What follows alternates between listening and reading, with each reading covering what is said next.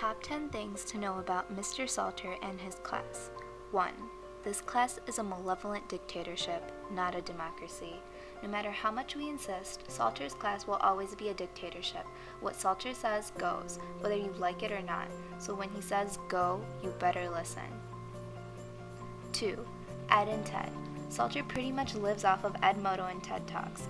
Edmodo is like Salter's Facebook, and he checks it pretty much every day. So in order to pass his class, do not forget the password. I repeat, do not forget the password.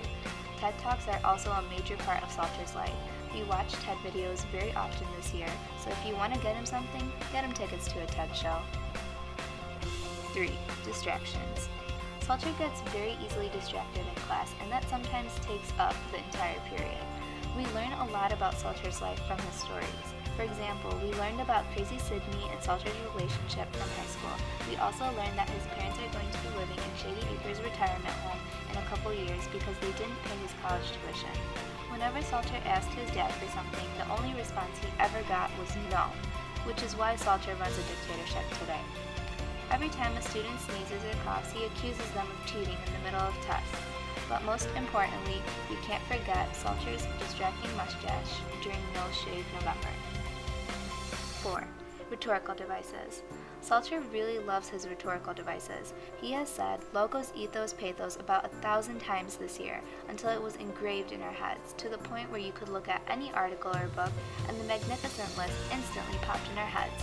Logos, ethos, pathos, main idea, speaker, audience, purpose, tone, and diction.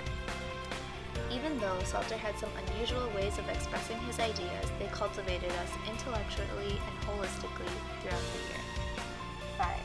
Funny voices, faces, and mimics.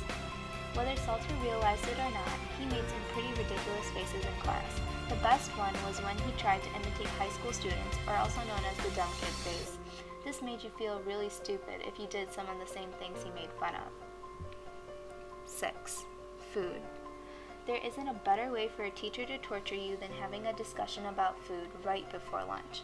Thanks to Mr. Salter, we had a lot of sulk in our sorrows, while our hungry tummies rumbled to the thought of being able to grab a mouth-watering burrito at El Farol, also known as Burrito Heaven. 7. Personality tells all. Salter is a very humorous and engaging person. It was easy for our class to come together as a whole and to learn from the best from our abilities. He always has a smile on his face, and he makes everything positive. Being one of the nicest teachers around, he guided us in the development of our own rhetorical, analytical, and synthesis-based skills by the use of teaching methods that spoke directly to the students, like group projects and open class discussions. Moreover, Salter achieved his goal in making us free-spirited thinkers and giving us a toolbox of knowledge. 8. AP Lang in general.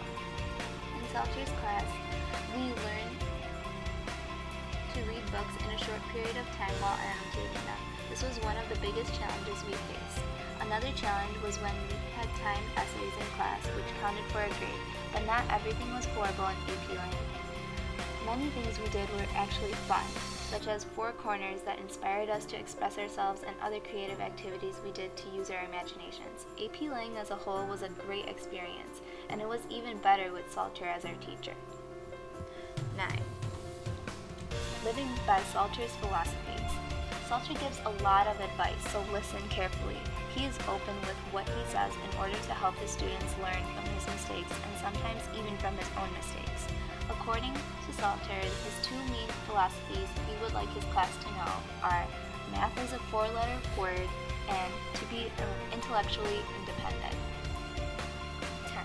Question of the day. Almost every day of the year, our class was given a rhetorical question to analyze and discuss. Whether the question was relevant or not to the average high schooler, Salter made sure his lesson incorporated the meaning of these questions. Well, Mr. Salter, we have just one more, except this time the question is for you. Will you miss us at the end of the school year? Because we are definitely going to miss you. Thank you for shaping us into prime AP language students. You will not be forgotten, and we hope, as the great teacher you are, to continue to inspire your students.